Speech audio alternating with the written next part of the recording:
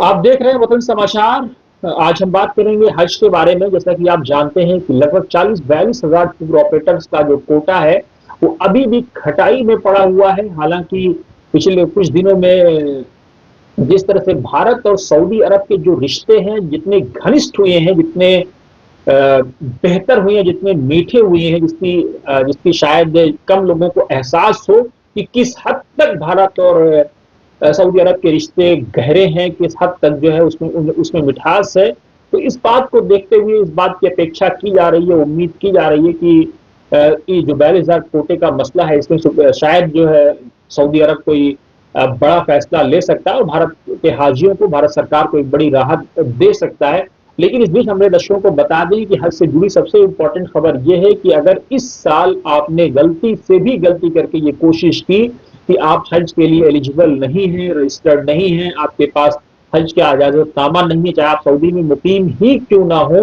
तो आपको सख्त परेशानी और सख्त दिक्कत और सख्त तकलीफ का सामना करना पड़ सकता है। रेंडमली छापे मारे जा रहे हैं मस्जिदों के बाहर, लोगों से उनके अकामे, उनके इजाजतनामे, उनकी चीजों को चेक किया जा रहा है। तो आपको, अगर आप किसी भी तरह से गैर कानूनी तौर पर हज करने की कोशिश करते हैं तो इस साल आप बिल्कुल गलती ना करें। वहां की सरकार बहुत सख्त है, सख्त जुर्माने लगाए जा रहे हैं, सख्त सजाएं दी जा रही हैं, बहुत सारे लोगों को डिपोर्ट भी किया जा रहा है। तो कोई ऐसी चूक ना करें जिसकी वजह से आपको, आपके खानदान को, आपके घर वालों को परेशानी हो, क्योंकि वैसे भी हज एक पवित्र फरीजा है और इसके लिए जो रूल है, जो रेगुलेशंस है, जो वहाँ की अथॉरिटीज के, उनको फॉलो करना इंसान की बुनियादी जिम्मेदारी होनी चाहिए। लेकिन विडंबना यह होती है कि सालों से लोग जो है चोरी चुपके हज करके चले आए हैं, बहुत सारे लोगों ने किया है और बड़ा बड़ा मजा ले लेके बयान करते हैं, लेकिन वो एहसास नहीं कर पाते हैं कि अगर उनकी वजह से वहां दूसरे लोगों को तकलीफ होती है, एक्स्ट्रा भीड़ जमा हो जाती है या और बहुत सारी प्रॉब्लम्स क्रिएट होती हैं, तो उसका जिम्मेदार कल क़यामत के दिन अल्लाह की बारगाह में कौन होगा? आप नेकी कमाने गए थे, कहीं ऐसा तो नहीं कि आप बदी कमा के आ रहे हैं, कहीं ऐसा तो नहीं कि आप दूसरे का हक मार करके आ रहे हैं, हुकूकुल इबाद पर आप डाका डाल करके आ रहे हैं। तो आप बिल्कुल सतर्क हो जाएं। बहुत सख्त चेकिंग है, जगह जगह पे बैरिकेडिंग लगी हुई है, जगह जगह पे चेक किया जा रहा है, जगह जगह पे छापे मारे जा रहे हैं,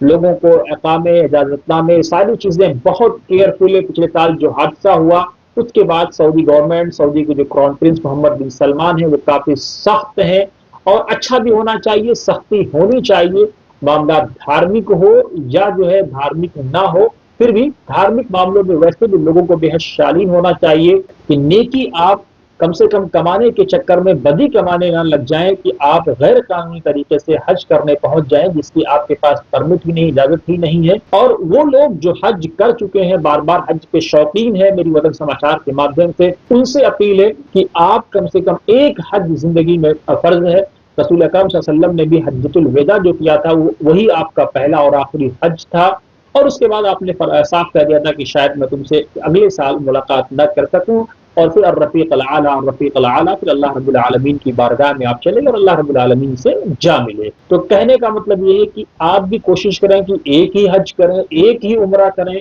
और उसका जो पैसा है, अगर आप, अल्लाह रब्बुल आलमीन ने आपको दे रखा है, तो उसका जो पैसा है वो आप उन लोगों पर खर्च करें जो ज़रूरतमंद हैं, जिनको वाकई ज़रूरत है, जो वाकई हज करना चाहते हैं, जो वाकई उम्रा करना चाहते हैं, जो बेटियां कुंवारी हैं या जो बेटियां बेवा हैं, जिनकी शादियां नहीं हो पा रही हैं या हो गई हैं, टूट गई हैं, उनको दोबारा इसी वजह से उनको शादी करने की ज़रूरत है, जो बच्चे पढ़ नहीं पा रहे हैं, टैलेंटेड हैं, उनको पढ़ाने की ज़रूरत है। तो आप इस दिशा में अगर फोकस करेंगे तो ये आपके लिए बहुत बेटर होगा, this world and that world, इस दुनिया में भी और लय और परले के बाद यानी आखिरत में भी। तो कोशिश करें कि आप ऐसे हज से बचें जो आपके, आपके परिवार के लिए मुसीबत का जरिया बन सकता है। आप देखते रहिए वतन समाचार।